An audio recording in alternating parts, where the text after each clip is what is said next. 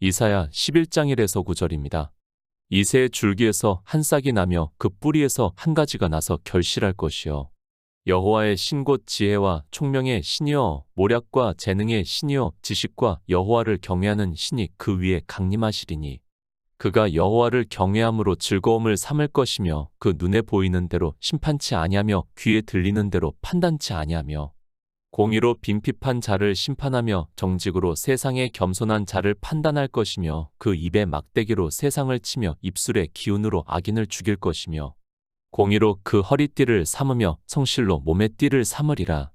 그때에 이리가 어린 양과 함께 거하며 표범이 어린 염소와 함께 누우며 송아지와 어린 사자와 살찐 짐승이 함께 있어 어린 아이에게 끌리며 암소와 곰이 함께 먹으며 그것들의 새끼가 함께 엎드리며 사자가 소처럼 풀을 먹을 것이며 젖 먹는 아이가 독사의 구멍에서 장난하며 젖된 어린아이가 독사의 굴에 손을 넣을 것이라. 나의 거룩한 산 모든 곳에서 해됨도 없고 상함도 없을 것이니 이는 물이 바다를 덮음같이 여호와를 아는 지식이 세상에 충만할 것임이니라. 성경입니다. 예수 그리스도를 증거를 하고 있습니다. 저 역시도 복음을 전한다고 하지만 지극히 일부분만 진리로 인도하심을 받고 있다고 생각을 하고 있습니다. 아무리 하나님께서 성령을 보내주신다고 해도 우리 인생은 그저 겨우 영생을 얻을 정도라는 것을 깨달아야 합니다. 평생입니다. 우리는 성경을 보면서 살아가야 합니다. 이 세상에 우리가 태어난 목적이 무엇인가 하면 예수 그리스도를 믿어 영생을 얻는 일입니다. 그 외에는 우리는 헛것이고 지나가는 그림자라는 것을 알아야 합니다. 인생은 그렇게 덧없다는 것을 알고 성경을 보는 성도만이 예수 그리스도의 은혜가 더욱 은혜될 수 있다고 믿고 있습니다. 종교입니다. 그들은 물론 나름대로 예수 그리스도를 믿는다고 하고 있습니다. 그러나 성경을 보시기 바랍니다.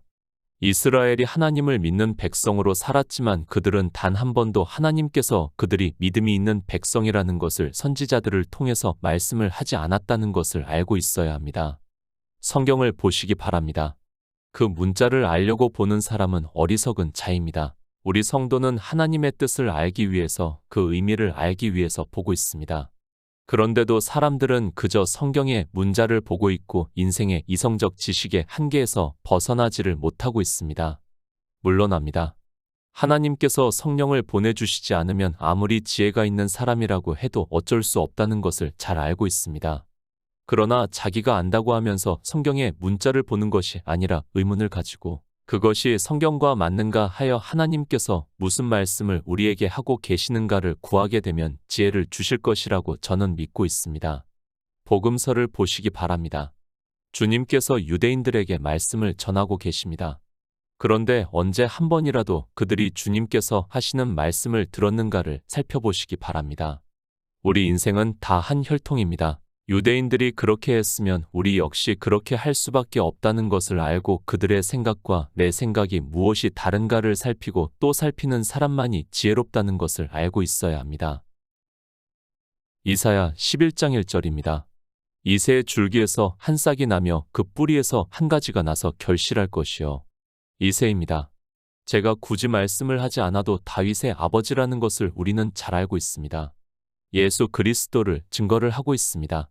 그런데 이사야 선지자는 다윗의 위를 이을 왕으로 오신다고 하지 않고 이새의 줄기에서 한 싹이 나며 그 뿌리에서 한 가지가 나서 결실할 것이라고 말씀을 하고 있습니다. 다윗입니다. 예수 그리스도를 예표를 하는 왕입니다. 그가 시편을 기록한 것은 예수 그리스도께서 이 세상에 오셔서 이루시는 일을 거의 기록했다고 보아도 틀리지가 않습니다. 당연히 다윗을 말씀을 해야 하는데 이사야 선지자는 이새의 줄기라고 말씀을 하고 있습니다. 다윗입니다. 그 역시 인생입니다. 이새의 아들들이 있습니다. 그들은 다 육신의 아들들이라는 것을 말씀을 하고 있습니다. 우리가 사무엘서를 보면 이새의 아들들에 대해서 말씀을 하고 있습니다. 굳이 그것을 알 필요는 없다고 저는 생각을 하고 있습니다. 빌립보서 4장 10절입니다. 내가 주 안에서 크게 기뻐함은 너희가 나를 생각하던 것이 이제 다시 싹이 남이니 너희가 또한 이를 위하여 생각은 하였으나 기회가 없었느니라. 싹입니다. 이새의 줄기입니다. 이새에게는 육체적으로 아들이 8명이 있고 딸이 둘 있는 것으로 알고 있습니다. 그런데 이사야 선지자는 그 육체의 아들들과는 별개로 그 줄기에서 한 싹이 난다고 말씀을 하고 있습니다. 그러니까 육체가 아니라 영의 일을 말씀을 하고 있습니다. 히브리어입니다. 그리고 헬라어입니다. 전혀 단어의 뜻이 다를 수 있다는 것을 잘 알고 있습니다. 그러나 그 의미를 알면 같은 뜻에서 말씀을 하고 있다는 것을 알 수 있다고 믿고 있습니다. 너무 단어에 집착을 하기보다는 영적인 의미를 깨닫는 성도가 되어야 한다고 저는 믿고 있습니다. 사도 바울입니다. 우리가 영생을 얻는 일을 말씀을 하고 있습니다. 너희 관용을 모든 사람에게 알게 하라. 주께서 가까우시니라. 아무것도 염려하지 말고 오직 모든 일에 기도와 간구로 너희 구할 것을 감사함으로 하나님께 아뢰라. 그리하면 모든 지각에 뛰어난 하나님의 평강이 그리스도 예수 안에서 너희 마음과 생각을 지키신다고 말씀을 하고 있습니다. 영생을 얻는다는 말씀입니다. 이어서 내가 주 안에서 크게 기뻐함은 너희가 나를 생각하던 것이 이제 다시 싹이 난다고 말씀을 하고 있습니다. 그러니까 사도 바울이 복음을 전했는데 그것이 이제 너희에게서 다시 마치 나무에서 싹이 나는 것과 같이 생각을 하고 있다는 것을 말씀을 하고 있습니다. 그 싹입니다. 그래서 이사야 선지자는 이새의 줄기에서 한 싹이 난다고 말씀을 하고 있습니다. 예수 그리스도께서 이 세상에 오시는 목적인 바로 이 영의 생명을 얻게 하기 위해서, 그러니까 예수 그리스도는 영의 생명이시라는 것을 말씀을 하기 위해서 이새의 줄기에서 한 싹이 난다는 말씀입니다. 육체입니다. 그에게는 8명의 아들이 있습니다. 그것과는 별개의 새로운 싹이 나는데 그 싹은 영의 생명이라는 것을 말씀을 하고 있습니다. 예수 그리스도는 그래서 영으로 부활을 하셨다고 말씀을 하고 있고 그 영이 바로 예수의 생명이라는 말씀을 하고 있습니다. 족보입니다. 그것을 보고 성령으로 수태가 되신 것을 보고 새 싹이라고 하지 마시기 바랍니다. 물론 그것도 맞는다고 할 수 있겠지만 지금 이사야 선지자는 영의 일을 말씀을 하고 있습니다. 그러니까 우리 육체의 생명이 아니라 전혀 새로운 생명의 싹이 났다는 것을 말씀을 하고 있습니다. 로마서 11장 16절입니다. 제사하는 처음 익은 곡식 가루가 거룩한즉 떡덩이도 그러하고 뿌리가 거룩한즉 가지도 그러하니라. 뿌리입니다. 우리 인생은 가지라고 말씀을 하고 있습니다. 그리고 사도 바울은 이 뿌리에 대해서 말씀을 하고 있습니다. 제사하는 처음 익은 곡식 가루가 거룩한즉 떡덩이도 그러하고 뿌리가 거룩한즉 가지도 그러하다고 오직 예수 그리스도만이 거룩하신 분이라는 것을 말씀을 하고 있습니다. 거룩합니다. 우리 인생은 다 행악의 종자입니다. 그것을 사도 바울이 말씀을 하고 있습니다.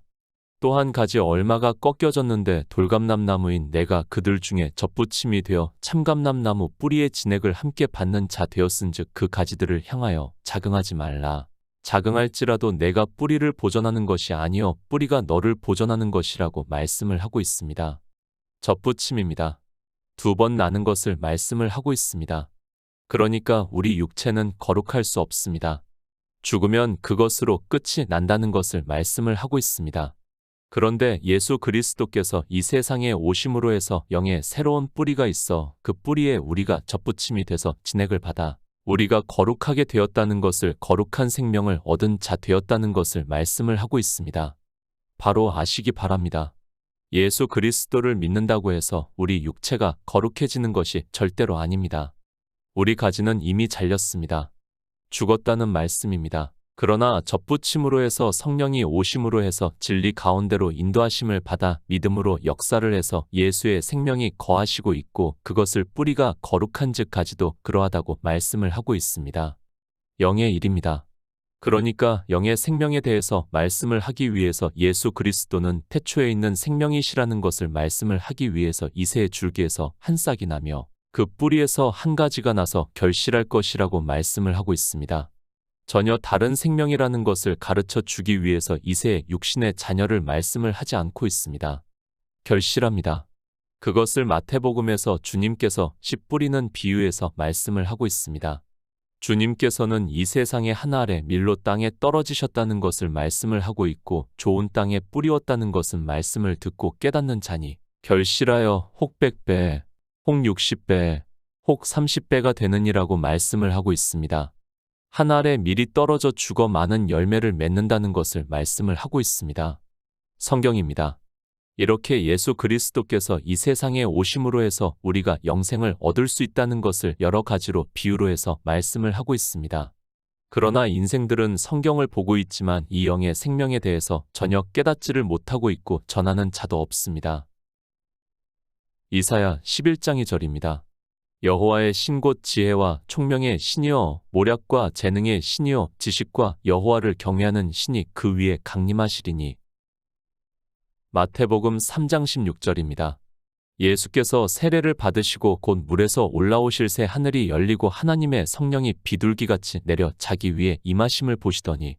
예수 그리스도입니다. 그분은 유일하신 참 하나님이십니다. 우리 성도는 성경에서 증거를 하는 그대로 믿고 있습니다. 그러나 이방의 종교인들은 예수 그리스도를 폄하를 하고 있고 그래서 그들은 인생들의 이성적 지식으로 삼위일체라는 형상을 만들어서 믿는다고 하고 있습니다. 삼위일체입니까? 저는 절대로 믿을 수 없습니다. 예전에는 저 역시 종교인으로 살 때는 그들이 말을 하는 것을 그대로 받아들였습니다. 그러나 하나님께서 저를 긍휼히 여겨주심으로 해서 성령을 보내주셨고 이제는 진리로 인도하심을 받아 유일하신 참 하나님을 믿고 있습니다. 예수 그리스도 그분이 하나님의 본체시나 우리와 같은 육신을 입고 오심으로 해서 동등됨으로 취하시지 않는다는 말씀을 믿고 있습니다. 성경입니다. 우리가 예수 그리스도를 믿는 모든 근거는 성경입니다. 성경이 아니고 믿는다는 것은 있을 수 없다고 저는 생각하고 있습니다. 그런데 성경에도 없는 것을 아니 성경에서 증거를 하지 않는 것을 인생들이 철학적으로 성경을 보면서 감동을 받는다고 믿는다고 하면 더 이상 성경은 우리에게 아무 의미가 없다는 것을 알아야 합니다. 예수 그리스도입니다. 그분은 분명히 하나님의 본체십니다. 그러나 이 세상에 육신을 입고 오시는 것을 아들이라고 말씀을 하고 있습니다. 하나님께서 우리 피조물들을 아들이라고 말씀을 하는 것과 같이 주님께서도 이 세상에 육신을 입고 오셔서는 아들이라고 말씀을 하고 있습니다. 길입니다. 주님께서는 우리가 구원을 어떻게 받는가를 보여주시는 길이라는 것을 말씀을 하고 있습니다. 그래서 주님께서 내가 곧 길이요 진리요 생명이라고 말씀을 하고 있지만 이 길이 무슨 길인지를 성경을 보면서도 깨닫지를 못하고 있습니다. 그저 그 문장은 너무 잘 알고 있어서 종교인들이 다 외우고는 있지만 정작 무슨 길인지를 모르고 있습니다. 아들입니다. 그러나 그분은 참 하나님이십니다.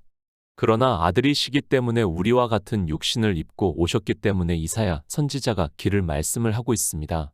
그분이 이 세상에 오셔서 아들로서 우리 인생과 같은 육신을 입고 오셔서 구속의 일을 이루시는 것을 그러니까 영으로 부활하셔서 하나님 나라에 들어가는 것을 길로 말씀을 하고 있습니다. 주님은 하나님입니다. 그러나 인생의 육체를 입고 오셨습니다. 그분은 굳이 성령을 받지 않아도 됩니다. 그러나 길로서 우리 인생들에게 본을 보여주시기 위해서 지금 이사야 선지자가 말씀을 하고 있고 또 마태복음에서도 세례 요한에게 세례를 받는 것을 말씀을 하고 있습니다. 이사야의 예언입니다. 여호와의 신 곧 지혜와 총명의 신이여 모략과 재능의 신이여 지식과 여호와를 경외하는 신이 그 위에 강림하신다고 말씀을 하고 있고 이 예언의 말씀 그대로 마태복음에서 세례 요한에게 세례를 받으시고 난 후에 곧 물에서 올라오실 새 하늘이 열리고 하나님의 성령이 비둘기같이 내려 자기 위에 임하심을 보시더라고 말씀을 하고 있습니다. 예수 그리스도를 증거를 하고 있습니다. 그리고 이 세상에 오셔서 이사야 선지자의 말씀 그대로 우리 인생들과 같이 성령이 임하시는 것을 말씀을 하고 있습니다.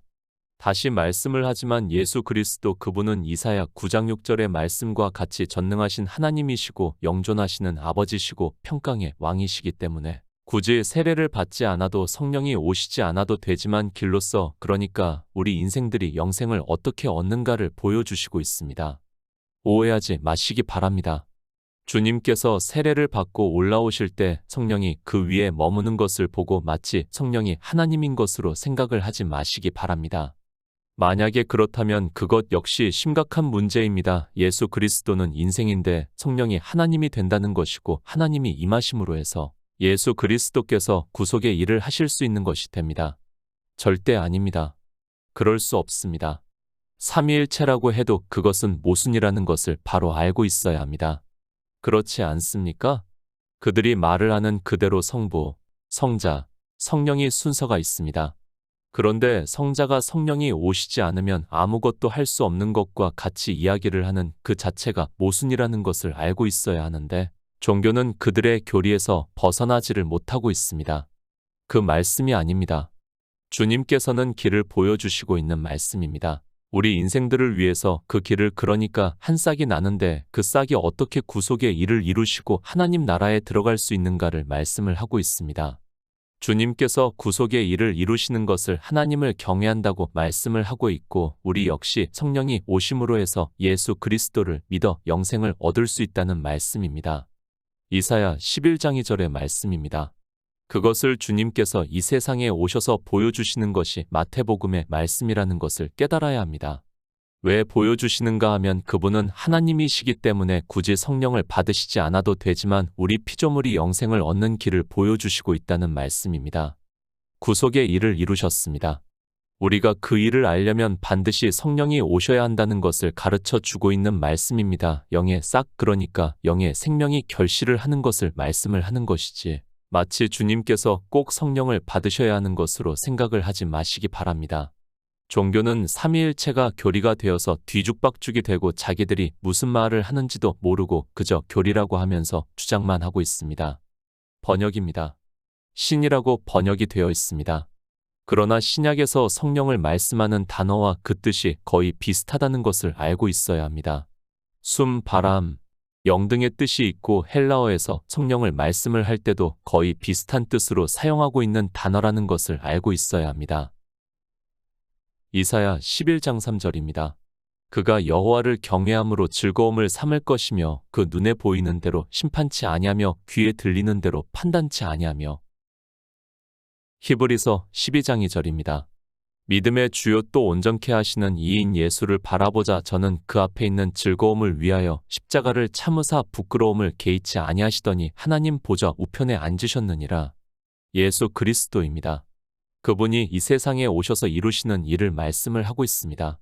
그가 여호와를 경외함으로 즐거움을 삼을 것이며 그 눈에 보이는 대로 심판치 아니하며 귀에 들리는 대로 판단치 아니한다고 말씀을 하고 있습니다. 주님께서는 하나님께서 창조하신 목적 그러니까 하나님 나라를 이루시는 일을 즐거움으로 삼는다는 것을 말씀을 하고 있습니다. 히브리서입니다. 믿음의 주요 또 온전케 하시는 이인 예수를 바라보자 저는 그 앞에 있는 즐거움을 위하여 십자가를 참으사 부끄러움을 개의치 아니하시더니 하나님 보좌 우편에 앉으셨다고 말씀을 하고 있습니다. 바로 이렇게 영생을 얻는 구속의 일을 이루시는 것이 여호와를 경외하는 즐거움이라는 말씀입니다. 예수 그리스도입니다. 그분은 이 세상에 오셔서 우리에게 영생을 얻게 하는 일을 다 이루셨다는 것을 말씀을 하고 있습니다. 성경은 그것에 대해서 말씀을 하고 있지만 사람들은 그저 성경에서 영생이라는 단어를 아는 것으로 어떻게 영생을 얻는지도 모르고 영생을 얻었다고 말을 하고 있습니다. 이사야의 예언의 말씀입니다. 이 말씀 그대로 주님께서는 이 세상에 오셔서 구속의 일을 이루시면서 그 눈에 보이는 대로 심판치 아니하며 귀에 들리는 대로 판단치 아니하셨다는 것을 요한복음에서 말씀을 하고 있습니다. 서기관들과 바리새인들이 현장에서 가늠하다 잡힌 여자를 끌고 왔습니다. 서기관과 바리새인들입니다. 가늠하다 현장에서 잡힌 여자를 돌로 쳐 죽이려고 하고 있습니다.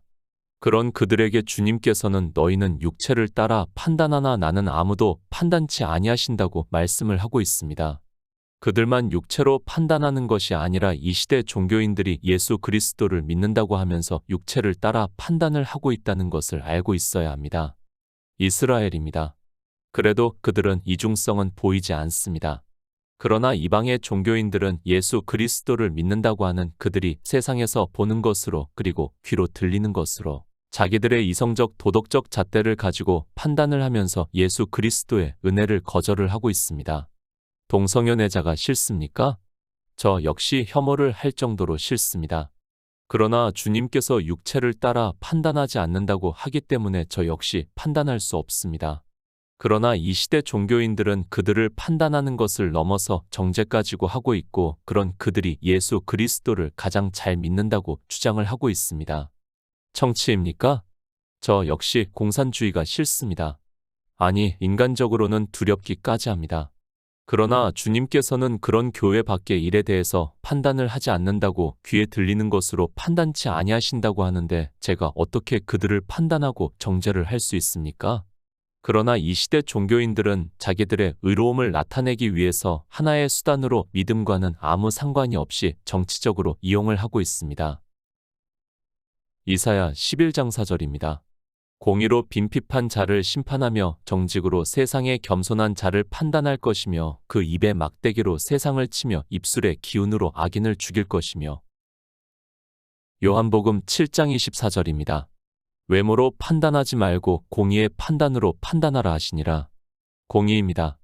이방의 종교인들은 공의가 무엇인가를 모르고 있습니다. 이 세상의 언어적인 단어의 뜻은 알고 있지만 성경에서 말씀을 하는 공의가 무엇인가를 전혀 모르고 있고 도리어 이 공의를 가지고 왜곡을 해서 자기들이 마치 정의로운 것과 같이 이야기를 하고 있습니다. 서기관과 바리새인들입니다. 주님께서 안식일에 병자를 고쳐주시는 것을 보고 안식일에 해서는 안 되는 일을 했다고 말을 하고 있습니다. 그런 그들에게 주님께서는 모세가 너희에게 할례를 주었으니 그러나 할례는 모세에게서 난 것이 아니요 조상들에게서 난 것이라. 그러므로 너희가 안식일에도 사람에게 할례를 주느니라. 모세의 율법을 폐하지 아니하려고 사람이 안식일에도 할례를 받는 일이 있거든. 내가 안식일에 사람의 전신을 건전케 한 것으로 너희가 나를 노여워하느냐고 말씀을 하고 있습니다. 가난한 자입니다. 주님께서 한 부자와 거지 나사로를 비유로 해서 말씀을 하고 있습니다. 한 부자는 율법을 지키는 사람들 전체를 대표하는 사람이고 거지 나사로는 율법을 지키지 않는 사람을 대표하고 있습니다. 이 말씀을 통해서 악인이 누구고 누가 구원을 받는 자인가를 가르쳐 주고 있지만 이방의 종교인들 역시 다 한 부자와 같이 율법의 행위를 하고 있습니다. 그대로 됩니다. 그런데 누가 한 부자인지 그리고 누가 거지 나사로인지를 전혀 모르고 있습니다.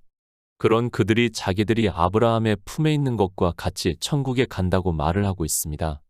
주님께서는 인생들이 생각하는 천국과 지옥을 비유로 해서 말씀을 하고 있지만 종교 안에 있는 사람들은 역시 성경의 문자를 그대로 보고 이야기를 하고 있습니다.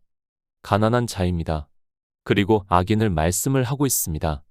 가난한 자는 율법을 지키지 않아서 가난한 자라고 말씀을 하고 있고 악인은 예수 그리스도께서 이 세상에 오셔서 이루시는 일을 믿지 않고 성경을 문자 그대로 보면서 율법의 행위를 하는 자를 말씀을 하고 있고 그들을 죽일 것이라고 말씀을 하고 있지만 이방의 종교 안에 있는 사람들이 거의 율법을 지키면서도 깨닫지를 못하고 있습니다. 이사야 11장 5절입니다. 공의로 그 허리띠를 삼으며 성실로 몸의 띠를 삼으리라. 요한계시록 1장 13절입니다. 촛대 사이에 인자 같은 이가 발에 끌리는 옷을 입고 가슴에 금띠를 띠고. 요한계시록 19장 11절입니다. 또 내가 하늘이 열린 것을 보니 보라 백마와 탄 자가 있으니 그 이름은 충신과 진실이라. 그가 공의로 심판하며 싸우더라. 예수 그리스도입니다. 사도 요한이 요한계시록에서 환상을 보고 말씀을 하고 있습니다. 우리를 구원하시는 모든 구속의 일을 이루시고 하나님 나라에 들어가신 것을 환상으로 보고 말씀을 하고 있습니다. 사도 요한이 환상으로 보았지만 이 말씀 역시 비유라는 것을 알고 성경을 보아야 합니다. 이사야 선지자입니다. 공의로 그 허리띠를 삼으며 성실로 몸의 띠를 삼으리라고 말씀을 하고 있고 사도 요한은 촛대 사이에 인자 같은 이가 발에 끌리는 옷을 입고 가슴에 금띠를 띠고 또 내가 하늘이 열린 것을 보니 보라 백마와 탄 자가 있으니 그 이름은 충신과 진실이라. 그가 공의로 심판하며 싸우더라고 말씀을 하고 있습니다. 이사야 11장 6에서 8절입니다. 그때에 이리가 어린 양과 함께 거하며 표범이 어린 염소와 함께 누우며 송아지와 어린 사자와 살찐 짐승이 함께 있어 어린 아이에게 끌리며 암소와 곰이 함께 먹으며 그것들의 새끼가 함께 엎드리며 사자가 소처럼 풀을 먹을 것이며 젖먹는 아이가 독사의 구멍에서 장난하며 젖된 어린아이가 독사의 굴에 손을 넣을 것이라. 오해하는 말씀 중에 하나입니다. 하나님 나라를 말씀을 하고 있습니까? 우리의 언어로는 하나님 나라를 표현할 수 없다는 것을 먼저 알고 있어야 합니다. 그런데도 이사야 선지자의 말씀을 보고 하나님 나라로 오해를 하는 사람이 많고 또 이 세상에 하나님 나라가 이루어지는 것으로 말을 하는 사람도 많이 있습니다. 비유입니다. 주님께서 앞에서 이미 구속의 일을 다 이루셨다는 것을 말씀을 하고 있습니다. 그 이루신 것이 우리에게 영적으로 이렇다는 것을 비유적으로 말씀을 하고 있습니다. 우리가 독사의 굴에 손을 넣으면 당연히 물려 죽는다는 것을 알고 있습니다. 무슨 말씀입니까? 아담에게 주님께서 구속을 이루시는 것을 말씀을 하면서 내가 너로 여자와 원수가 되게 하고 너의 후손도 여자의 후손과 원수가 되게 하리니 여자의 후손은 내 머리를 상하게 할 것이요 너는 그의 발꿈치를 상하게 할 것이니라고 말씀을 하고 있고, 이렇게 주님께서 이 세상에 오셔서 구속의 일을 이루시는 것을 말씀을 하고 있고, 그러므로 해서 우리가 영생을 얻는다는 것을 말씀을 하고 있습니다. 하나님 나라가 아닙니다. 정말 오해하지 마시기 바랍니다. 사도 요한이 요한계시록에서 환상으로 보고 있지만 다 비유로 해서 말씀을 하고 있습니다. 우리가 알아들을 수 있는 언어로 말씀을 하고 있습니다. 일이, 표범, 사자, 살찐 짐승, 독사 등은 다 사단과 그리고 거짓 선지자를 비유로 해서 말씀을 하고 있습니다. 예수 그리스도입니다. 그분이 이 세상에 오셔서 우리를 구원해 주시는 구속의 일을 다 이루셨습니다. 그리고 사도 바울은 우리 구원을 받는 성도들을 창세 전에 예수 그리스도 안에서 예정을 하심으로 하나님 아들들이 되게 하셨다고 말씀을 하고 있습니다. 이렇게 예수 그리스도께서 구속을 이루심으로 해서 이제 더 이상 사단이나 거짓 선지자가 우리를 죽게 할 수 없다는 의미의 비유의 말씀입니다. 이사야 11장 9절입니다. 나의 거룩한 산 모든 곳에서 해됨도 없고 상함도 없을 것이니 이는 물이 바다를 덮음같이 여호와를 아는 지식이 세상에 충만할 것임이니라. 시편 2장 6에서 8절입니다. 내가 나의 왕을 내 거룩한 산 시온에 세웠다 하시리로다. 내가 영을 전하노라. 여호와께서 내게 이르시되 너는 내 아들이라. 오늘날 내가 너를 낳았도다. 내게 구하라. 내가 열방을 유업으로 주리니 내 소유가 땅 끝까지 이르리로다. 거룩한 산입니다. 시온이라고 말씀을 하고 있습니다. 천국이 아니라 우리가 소망하는 이상적인 예수 그리스도를 믿는 교회를 말씀을 하고 있습니다. 그래서 시편에서 내가 나의 왕을 내 거룩한 산 시온에 세웠다 하시리로다. 내가 영을 전하노라. 여호와께서 내게 이르시되 너는 내 아들이라. 오늘날 내가 너를 낳았도다. 내게 구하라. 내가 열방을 유업으로 주리니 내 소유가 땅 끝까지 이르리라고 말씀을 하고 있습니다. 하나님 나라가 아닙니다. 주님께서 구속의 일을 이루심으로 해서 우리 성도들이 영의 생명을 얻는 일을 비유적으로 이상적으로 나타내고 있는 말씀입니다. 거기서는 해됨도 없고 상함도 없을 것이니 이는 물이 바다를 덮음같이 여호와를 아는 지식이 세상에 충만할 것이라고 말씀을 하고 있습니다. 영생입니다. 요한복음에서 말씀을 하고 있습니다. 영생은 유일하신 참 하나님과 그의 보내신 자 예수 그리스도를 아는 것이라고 말씀을 하고 있습니다. 주님께서 구속의 일을 이루시고 앞에서 주님께서 성령을 받은 것과 같이 우리도 성령이 임하시면 모든 진리 가운데로 인도하심을 받음으로 해서 우리 안에 예수의 생명이 거하신다는 것을 말씀을 하고 있습니다. 영생입니다. 주님께서 너희가 영생을 얻기 위해 성경을 상고하거니와 이 성경이 곧 내게 대해서 증거를 하는 것이라고 말씀을 하고 있습니다. 여호와 하나님이신 예수 그리스도를 성령이 증거를 해 주심으로 믿음으로 역사를 해서 생명을 얻어 하나님 나라에 들어가는 성도가 되시기를 부탁드립니다.